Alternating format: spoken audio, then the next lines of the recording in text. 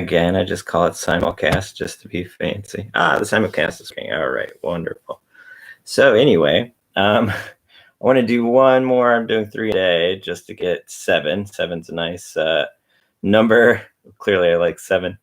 I want to talk about the 7 analytical levels, partly because in the last episode, I started talking about the complicated nature of metaphor. Rebecca's joining us. Hello, Rebecca. A couple of people. I thought maybe I wouldn't have anybody watching it at 11 o'clock at night. Who knows? But I want to talk about the 7 analytical levels. The rainbow circle that I always have here in the background. It's very meaningful for many reasons. So I did want to talk about something that I'm kind of taking for granted as I analyze anything. Is the what I tell my students, what I call it for my students, is the 7 analytical levels. It's just sort of a practical way of assessing something, especially something on a subjective level.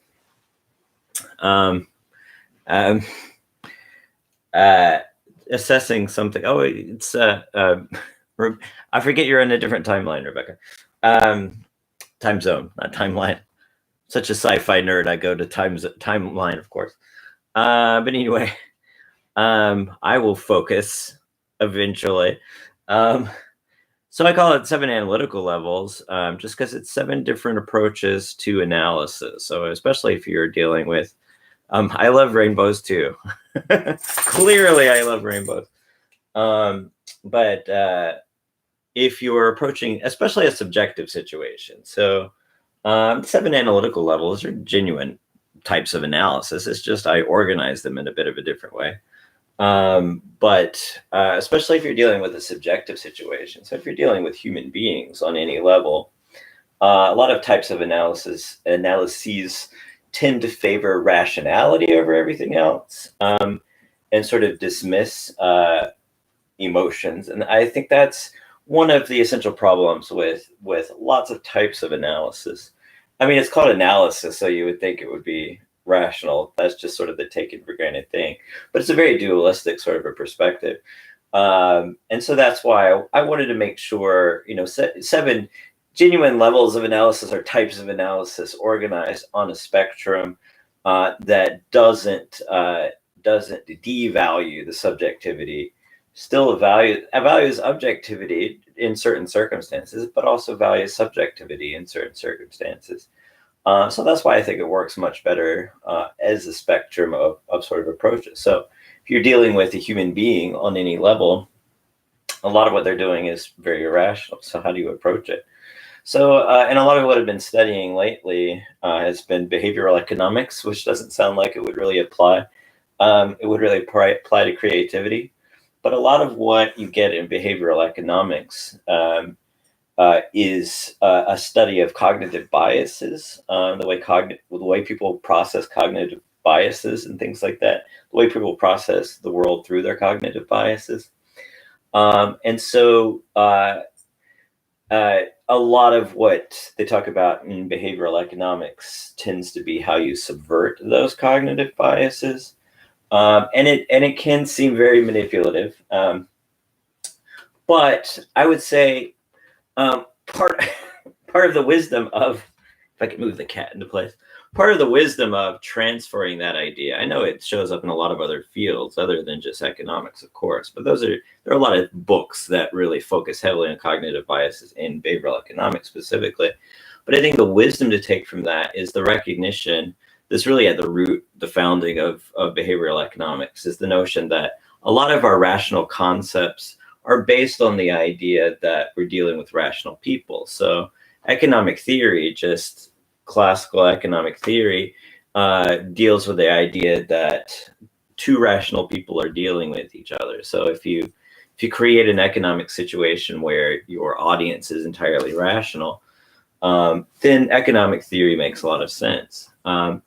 But people like Daniel Kahneman and Richard Thaler, Amos Tversky, Cass Sunstein, those are probably the big 4. They recognize, and they sort of parody this with saying the econ, which is the the sort of fake concept of the perfect consumer. If the perfect consumer behaved rationally, this is what would happen. So a lot of economic theory is based on that. So what they do instead is they say, well, people aren't really perfect. They make these mistakes. They misunderstand things constantly. They do things that are, deeply irrational. So that's in economics, which is much more of a rational sort of field. So what if you took that same sort of approach and you applied it to something that is that could and should be irrational? It could be deeply emotional. How do you really respond to that? How do you really deal with that? How do you enhance the emotional impact through recognizing irrational responses?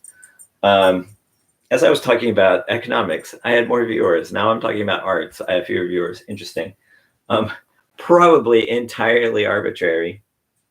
As you learned in behavioral economics, lots of things are entirely arbitrary. So the idea then, if you're doing a sort of spectrum of analytical approaches to something subjective, what you really have to do is not favor one over the other. And I think, if you look at, like, Daniel Kahneman wrote a book called Thinking Fast and Thinking Slow, and he talks about system 1 and system 2. This is sort of the spectrum here. The middle would be system 1. So system 1 is sort of our automatic responses, just our deep sort of subconscious responses to things that may not make a whole lot of sense, but are really practical in day-to-day life. You don't want to overthink things. You want to be able to think really quickly. System 2 is that rational end, which does take a while to process through information. You have to think of it very consciously. And so Daniel Kahneman's argument is that the economic system is based on assumptions that all people function 100% of the time with system 2. But still, even in that system of understanding, even though Daniel Kahneman says there's not a good one or a bad one, he says that, but a lot of what he deals with is saying system 1 it gets the wrong answer constantly, but you still have to deal with people by recognizing they get the wrong answer. And so it still ends up being a fairly dualistic system. So how do you create how do you create a system that deals with non-dualistic subjectivity? And that's really tricky. So I don't tend to go into this level of technical detail with my students because it's difficult. It's difficult. But here's one of the sort of mind-blowing sort of mental exercises that you can do to try to think through this part of it. This is a spectrum of different sort of analytical approaches, or however you want to think of it, different sort of value systems in a piece of literature, however you want to think of it. And the center is non-dualistic. At the periphery is dualistic. Meditate on that for a bit. See if you can get your head around it. I'm not expecting necessarily non-literary analytical people, freshmen, to necessarily catch on to that. So I tend to just frame it in really practical terms. But to get a really technical, accurate depiction of how that really works, you need to recognize on one end of the spectrum is non-dualistic, on the other end of the spectrum is dualistic. Even just the whole concept of non-duality is one of those things that certainly in the West we really struggle to get our minds around non-duality, that's for sure. But on the simpler, more practical level, this tends to be how I try to frame it. The non-dualistic part of it in the center, if you think of it as empathy, I think that's the strongest, most practical, easiest to catch on to way of really thinking about it. At the core is feeling the feelings of someone else, which is non-dualistic. It's irrational. I mean, irrationality, framing it that way, tends to have that sort of negative connotation, just the notion that never. I'm not sure what you're responding to, Rebecca. Rebecca said never. But That's the weird thing about Facebook Live. You'll get a comment and it doesn't always sync up. Sometimes, always, I don't know what you're responding to. So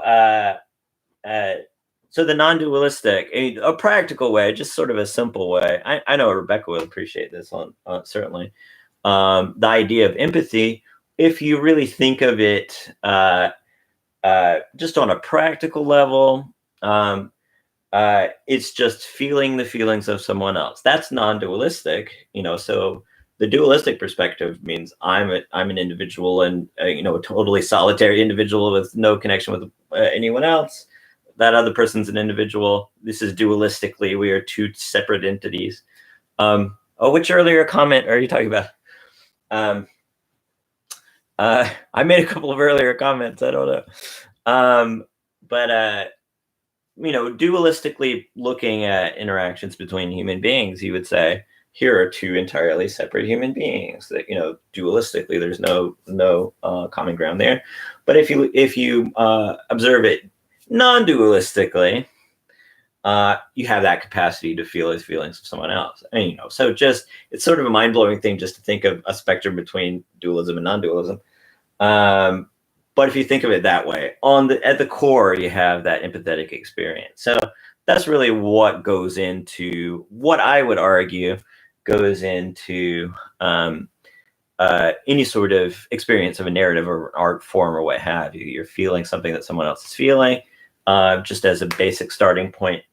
It's at that non-dualistic, empathetic experience of somebody else's feelings.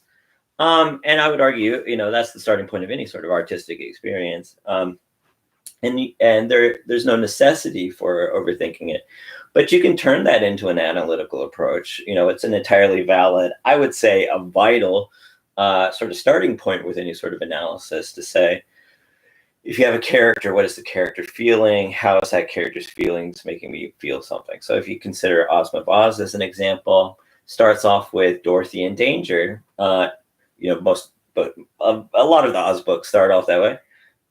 Dorothy's in danger, this natural disaster. If I said Dorothy in danger, natural disaster, it's kind of hard to narrow down which Oz book that is, but it's a boat crash, basically. She gets swept off the boat in a chicken coop. She's in danger. So if you see someone in danger, responding to that dualistically or, rationally, you would say, what's the most rational thing to do in response to that? Whereas if you respond to it empathetically, you're feeling the emotions that the person's feeling. You're feeling the fear that someone's feeling. So, and, that's the starting point. And if you apply, thinking fast and slow, that sort of idea, system 1, system 2, what's the automatic response to someone in danger? Your mirror neurons kick in and you say, that person's in danger. I also feel in danger. That sort of thing is automatic and irrational. So arguably that is the starting point for any sort of understanding of how something subjective or something artistic, something narrative actually works, is to access that sort of empathetic experience with the character. So, that's the core. That's, this is that end of the spectrum. So, and I would say, my argument with cognitive biases is not that, is that arguably, and having a true, genuine, effective capacity for that empathetic experience with someone, I would argue is the antidote to the biases, whereas the actual bias comes in post-rationalization. So identifying your empathetic experience with someone and applying a layer of inaccurate rationalization of that feeling in order to reduce the feeling, I would argue that gets into a whole complicated argument that doesn't necessarily have anything to do with narrative. But I think a lot of the problems that come in with misunderstanding how a narrative works comes with the post-rationalization. I rant all the time about my problems with creative writing education doing a lot of post-rationalization, in my experience. But that's a rant for another day. I have so many rants that I could do, but I'm going to skip those. But once you start with that core layer of that empathetic experience with a narrative, then you build other layers on top of that. So I gave this presentation about my own work the other day, and I just didn't have time to explain all seven of the layers. I really just had time to explain the first few. But people tend to always respond dualistically, like the automatic counter response to that is to entrench with really dualistic sort of thinking. So if I say the core value is empathetic emotional experience, people will almost always say, so you think stories can't be rational? That's a very sort of dualistic response. Me saying that the core of this spectrum of responses to a piece of narrative is empathetic emotional experience, so often people will say, how dare you? I mean, sometimes they get mad, I don't know, but they'll say, how dare you say that a story can't be moral? I never said a story can't be moral. Had this argument with a particular bookseller for years. I never said it can't be moral. I'm just saying, if you say if you have this dualistic perspective and you say it's either emotional or it's immoral, if you have this either or perspective on it, you could make the argument that it can only be empathetic, or it can only elicit a feeling, or it can only teach a lesson. That's not, if you're thinking of it dualistically, that's not really a valid response. If you're thinking of it non-dualistically, that's not a valid response. There's a double negative for you. If you're thinking of it dualistically, that's a valid response. If you're thinking of it non-dualistically, that doesn't really make any sense at all. But anyway, so to explain the other layers, so if you, just as a starting point, Dorothy's in danger, she's about to die. How do you feel about that? What sort of empathetic experience do you have for that? You meet Belina, what sort of empathy do you have for her? You meet TikTok, even a character like TikTok who, claims to have no emotions. I always feel something for TikTok, even though he's adamantly anti-emotional. He's still a heroic somehow, even though he insists that he's inhuman and doesn't want to be human. How do you feel about the Wheelers, and how do you feel about Ozma and the Hungry Tiger and the Cowardly Lion and all these different characters who come in? How do you feel about the royal family of Ev, who really just shows up at the end? Spoiler alert. They're trapped as toys, basically, which is a miserable sort of experience. How do you feel about Princess Langwidere, who's horrible and steals people's heads? What sort of emotional response do you have to that? What sort of emotional response does she elicit in the danger she puts Dorothy in? All that sort of stuff. That's a valid starting point. But if you take one sort of objective, here's we go to layer 2. I want to try to cover the 7 layers. We'll see.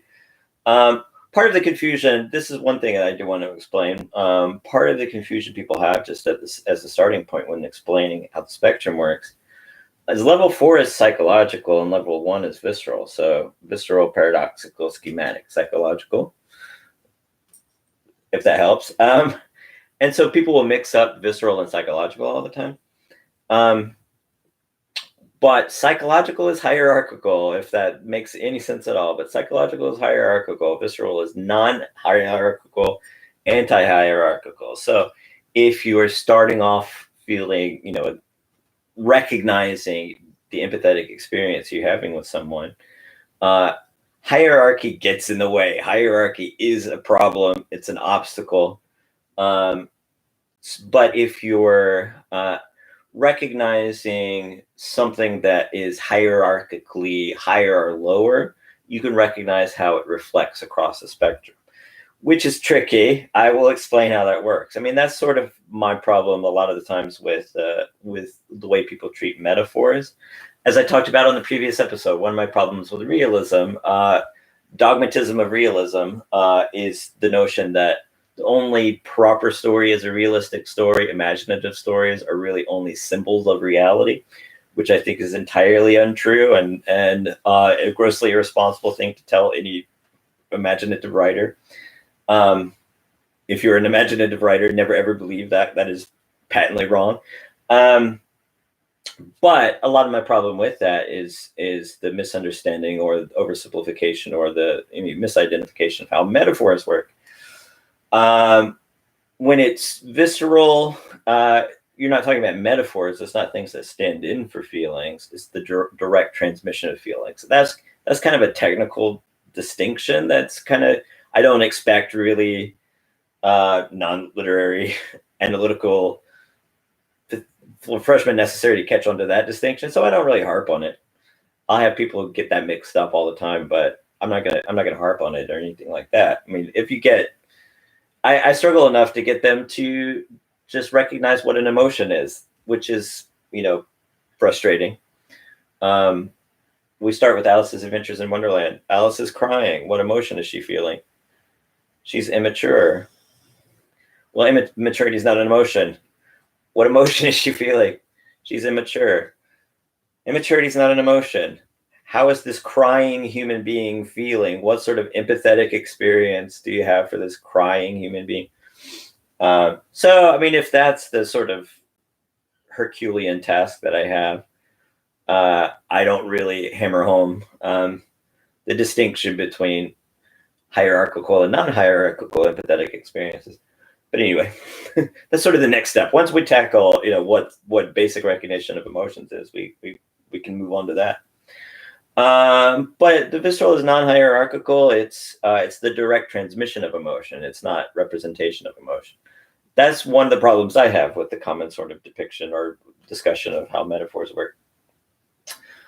Something like just pure color can transmit emotions. Is that metaphorical? Well, no, it's not metaphorical. And I think I accept this much more easily because I'm synesthetic and I associate colors with everything, and it has no real irrational symbolic association. So as the starting point, a color elicits a feeling. There's no necessary reference there that facilitates transmitting a feeling. But then you take an objective step out and you recognize what is the contradiction between that sort of pure empathetic experience and a relatively objective, sort of contradiction. So you can look at things like subtext. So if you look at, the passage that I just read, Bellina doesn't want to accept Dorothy's explanation of Oz, and she thinks, she's skeptical about Oz. That's ironic. I mean, so irony is just a real easy inroad there. That's ironic. Why is it ironic? She's a talking chicken. She refuses to believe, that animals can talk. So if you just look at like the paradoxical level, you can diagnose it that way by taking it, if you just purely look at her skepticism and you're sort of blinded to that, somewhat objective level where you're recognizing that contradiction. So why is she having this sort of paradoxical contradictory perspective on magic and Oz? Defense mechanism. So, and that's a big thing that you can look at for sure. You could say, how is someone vulnerable to danger? How does somebody respond to vulnerability? Bellina responds by being extra sassy.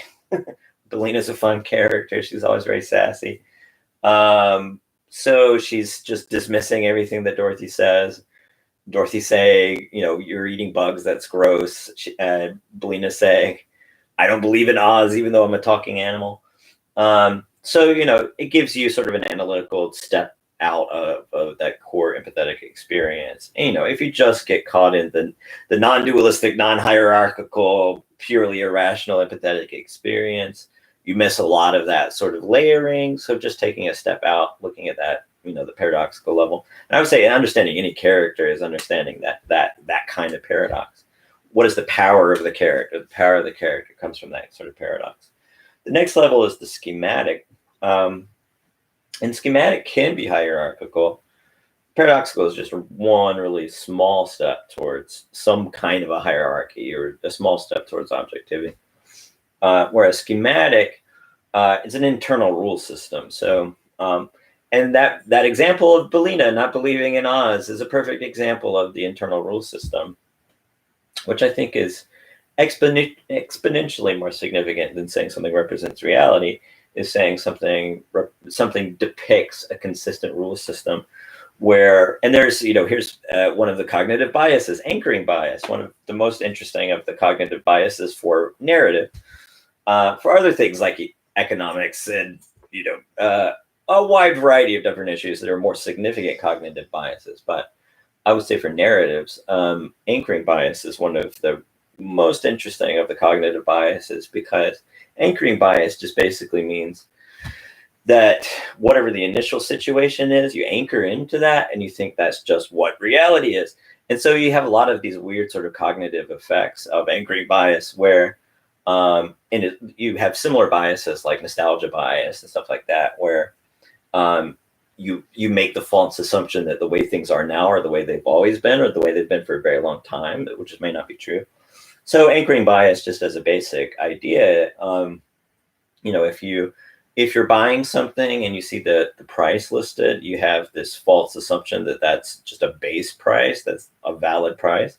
It could be an entirely arbitrary price, but because it's the first one listed, so then and this is where it gets really manipulative, but then the salesperson says, I'll offer it to you for this lower price than this entirely arbitrary price. Because you've anchored on that price, the lower price seems really cheap, but it's an arbitrary price. Doesn't actually mean anything. But you could, and that it's manipulative economically. Applying the same idea to a narrative is just par for the course. It's just how narrative works. If you anchor your story in saying, here is a world where animals talk. I mean, that's that Belina conversation. Belina says, I don't believe in a world where animals can talk, even though she's a talking animal. So if you anchor your world and you say, in this world, animals can talk. This is world building, if you're a fantasy fan. Animals can talk here. Trees have lunch pails that can grow from them. Stuff like that. If you anchor your world there, you then consistently depict the world in this way. So, once you've anchored onto that, if suddenly there's an animal, or an assumption that an animal can't talk, it's that sort of the old joke about Mickey Mouse being friends with a dog, but also having a dog. That doesn't make a lot of sense. But also Mickey is a talking mouse, so that doesn't make sense. Any animal talking doesn't make any sense. But you've anchored, if you just watch Goofy, you've anchored into a world where animals can talk, and then you try to square that with Pluto, doesn't really square, because, does he have a sentient being that he's treating as a pet? That's disturbing. I lost people in talking about Mickey Mouse. Again, behavioral economics will show me that losing people is probably entirely an arbitrary process. But anchoring bias. So yeah, if you have the anchoring bias at the beginning that communicates to the reader that this is what the world is, so you can violate that, you can fulfill that. And so a pattern across a lot of stories that turns into a genre, it turns into like the hero's journey. That's the one that I tend to talk about the most. But that's a schematic level. So, how does Oz fulfill common sort of genre expectations? How does it set its own genre expectations? How does it fulfill genre expectations of fairy tales?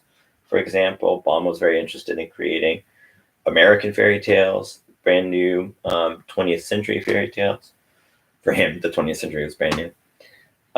So then, the part that, as I said, is confusing because it takes some technical explanation that is beyond what usually I need to do, but I'll explain it now because I have a whole video to explain it. So my students can watch this. They don't have to. But here's the technical explanation. The psychological is hierarchical.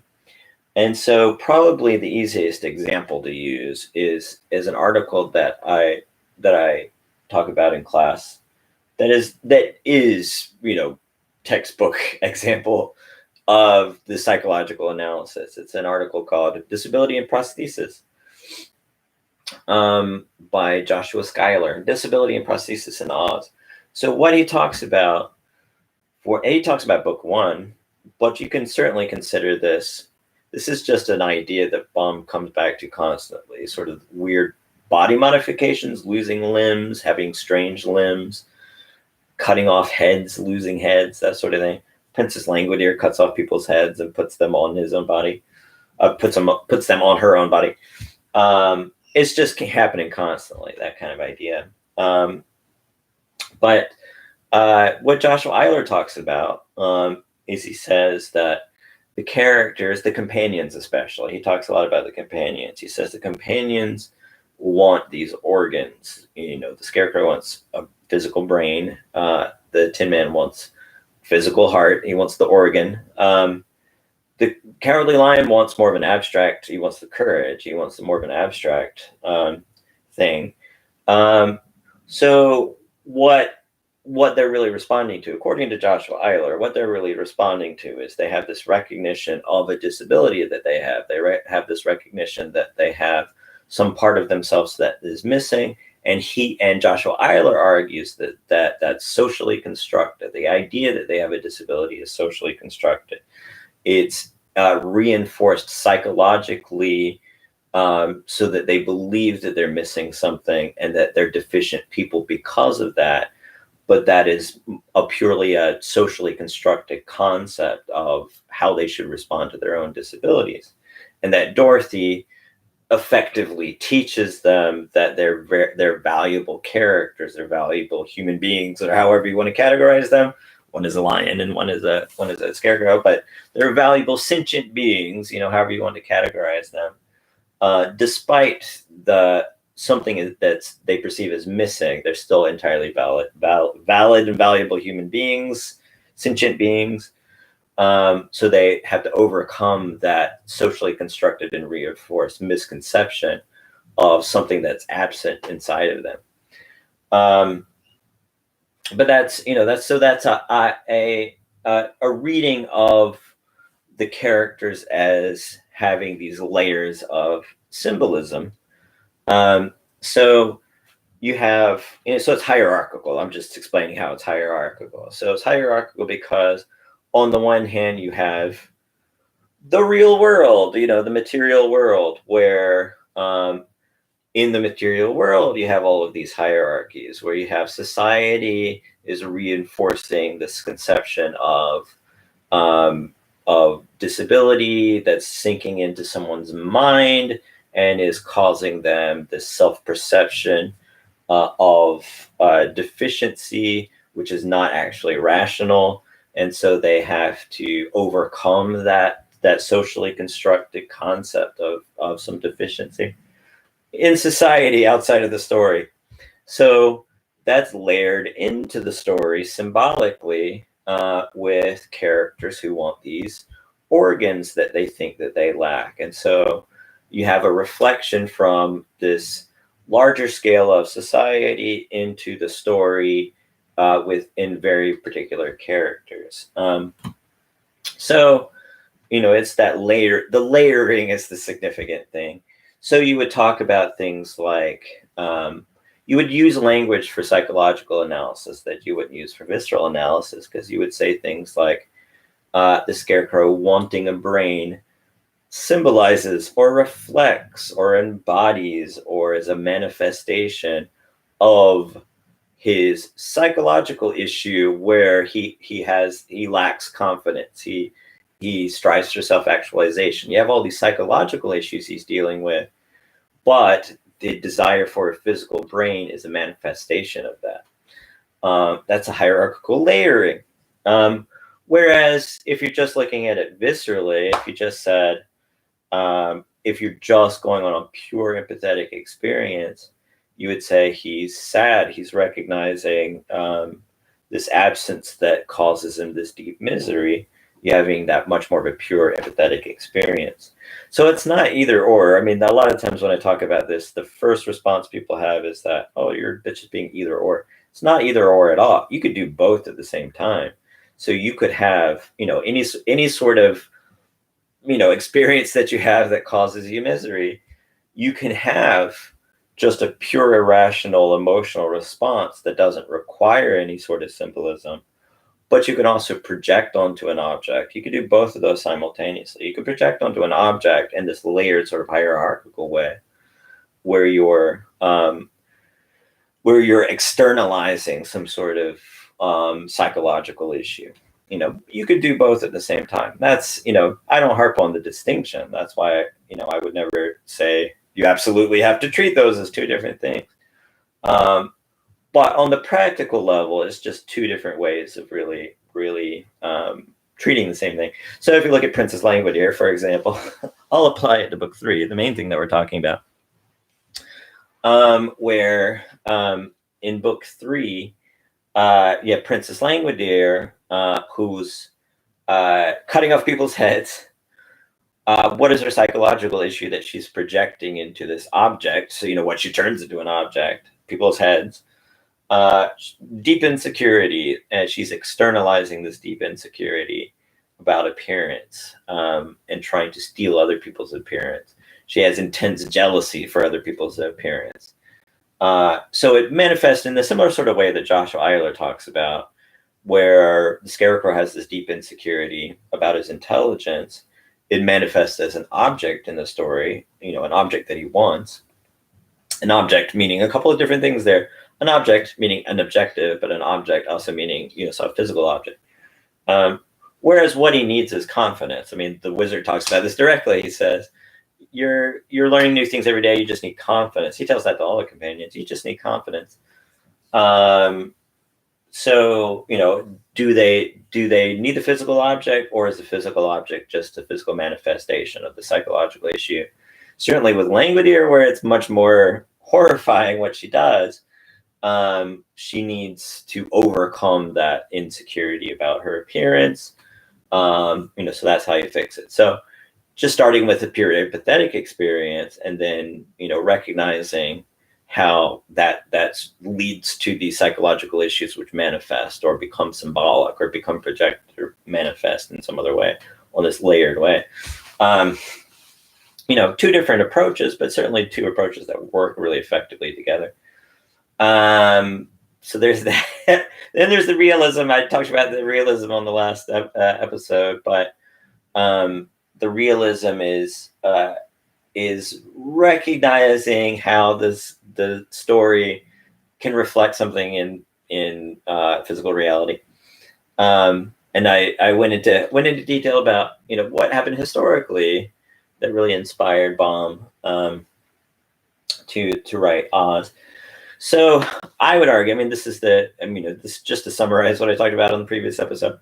But I would argue it's the weakest sort of understanding of a text because it can't stand on its own.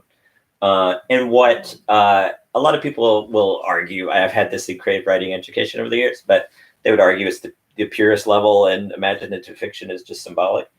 But what you're really attaching to, you're identifying. This is how post-rationalization works in a misunderstanding literature. What you're really identifying is the empathetic visceral experience that's making you feel vulnerable. And you're entirely misidentifying the power of that in being its representation of reality. If you just look purely at representation of reality, it's hard to make that really stand on its own. So it tends to work most effectively when it's married with another layer, like psychological analysis. So if you look at it's realistic, it's depicting reality, but also how does the layering work? How does that reflect something psychological within the characters? So yeah, if something just exists and the value is that it's depicting reality, and you dismiss that visceral component or that psychological component, it's hard to argue that the reality alone is the source of its power. But that's a disagreement that I have with plenty of creative writing teachers over my history. The next layer is the what I call the representational or philosophical, where you're looking at a universal concept. So that sort of historical understanding, or realistic understanding of the text functioning as a representation of reality, works really married with psychological or with some sort of universal concept. So the one that I tend to talk about most with Oz is feminism, and I will do a video specifically about that when we get to the Gnome King. The Gnome King, Ozma and Dorothy confronting the Gnome King in later chapters is just a perfect image to look at using feminist analysis.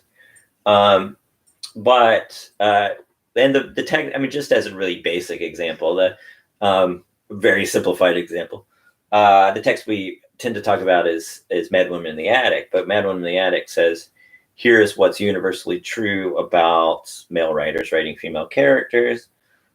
This is something that shows up. So they take that and then they apply it to all these different stories. So, and they talk about like the angel in the house and the monster, that sort of thing. But they also, I mean, it's hard to really find an analysis that doesn't layer a lot of things in there. But they also talk about the psychological justification for why male writers do that. Alleviation of anxieties about hierarchy, same sort of thing that I was just talking about. So they turn female characters into objects. There's all kinds of stuff I've talked about before that's layered into that. But it's just some sort of universal concept. It's just, here is something that's true in all cases. Here's something that's true in this particular story. Here are the logical implications of applying that universal to the specifics of the story. And then you get to the rhetorical, which is here's how it should inspire us to make a change, or here's the lesson at the end of the story. And I've talked about this on a previous episode, where if you just go purely rhetorical with your understanding, especially looking at things like themes and what have you, Baum especially, I mean, this is something that might work more effectively with other authors, but Baum is very, very internally contradictory. So to say any sort of statement that you make where you say Baum is arguing for such and such, the lesson that you learn at the end of this story is, whatever. Any sort of statement on that level, he either contradicts it directly in that book, or he'll contradict it in a later book. That's kind of the thing about reading the whole series. So any sort of lesson that you pull from it is going to have something that compromises the integrity of that argument. But people will say that all the time. I mean, people will say, here's the lesson. I mean, certainly with book one, people will say all the time, the lesson that you learn from The Wonderful Wizard of Oz is, whatever blank, which is fine. A lot of times when I talk about this, people respond really dualistically, and they will say, if you think that the value of a story is the emotional stimulation, you can't possibly also think that it has a moral to it as well. Not my argument at all. My argument is that it certainly can have a moral, if you value that.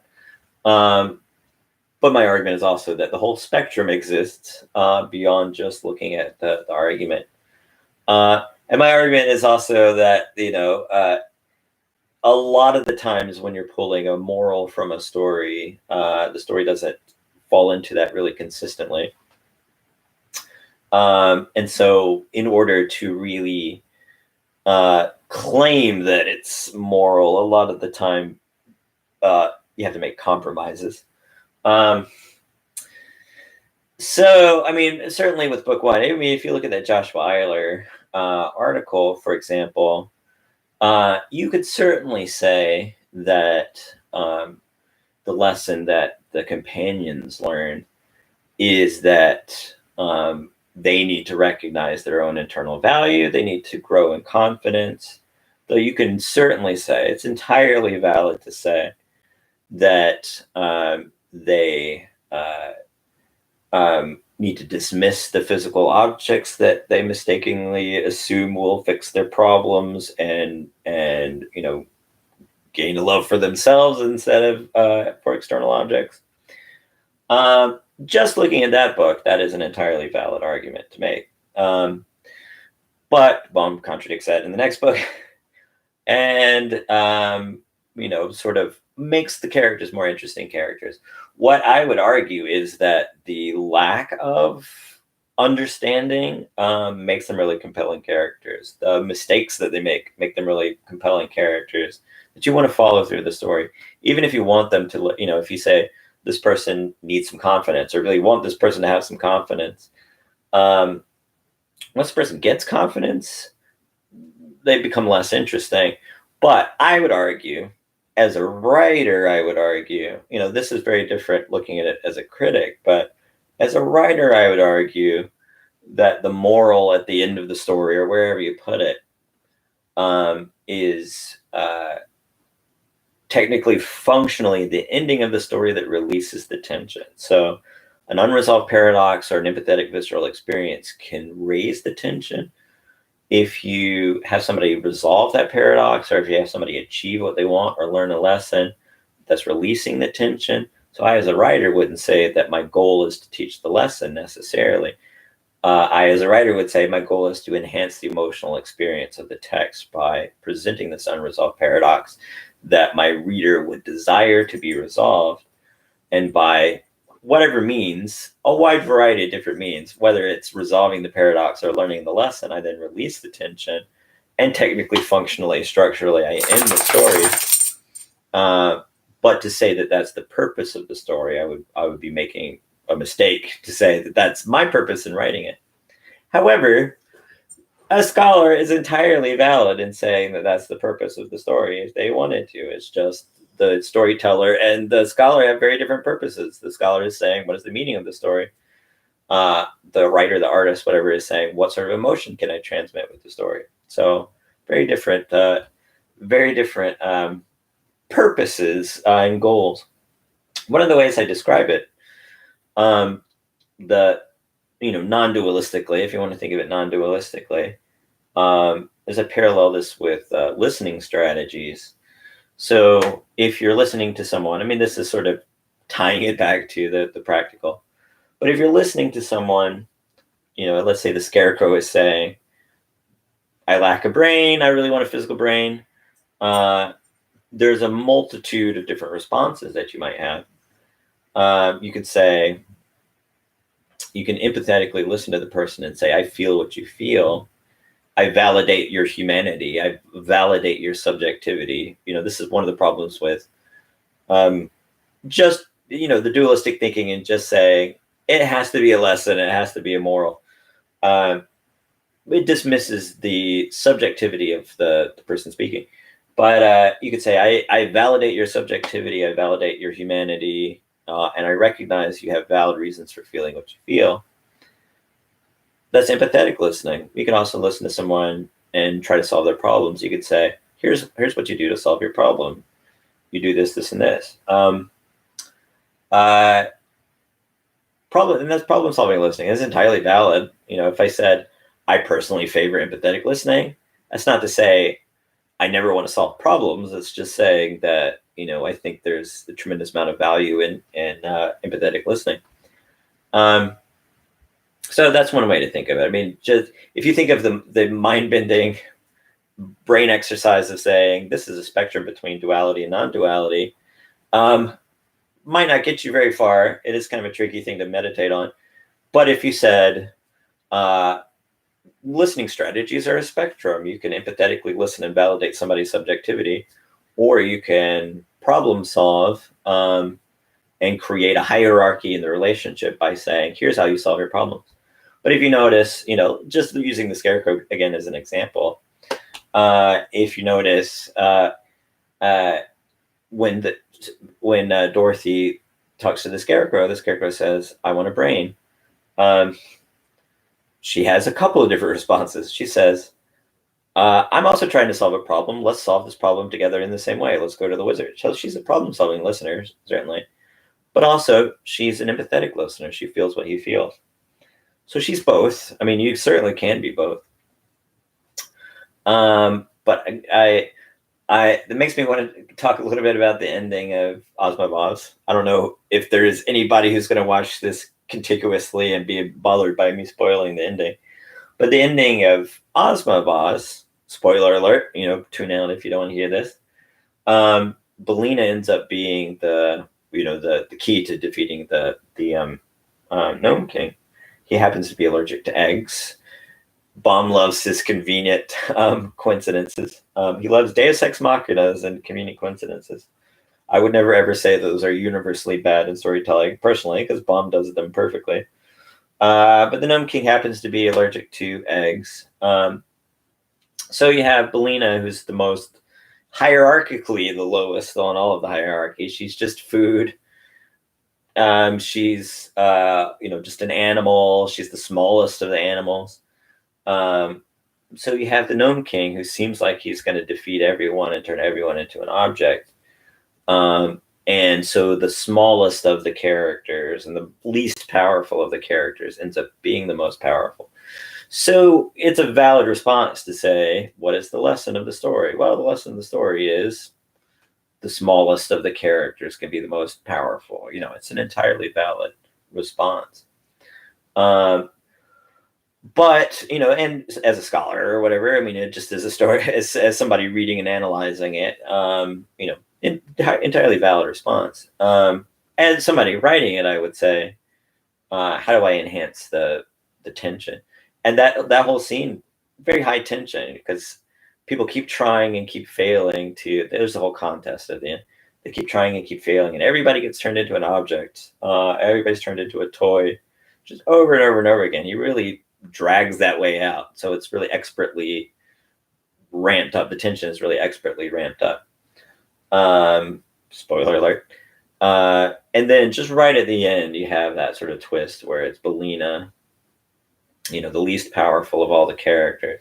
So there's that satisfying. So you could say there's the lesson. It's the smallest character defeating the most powerful character.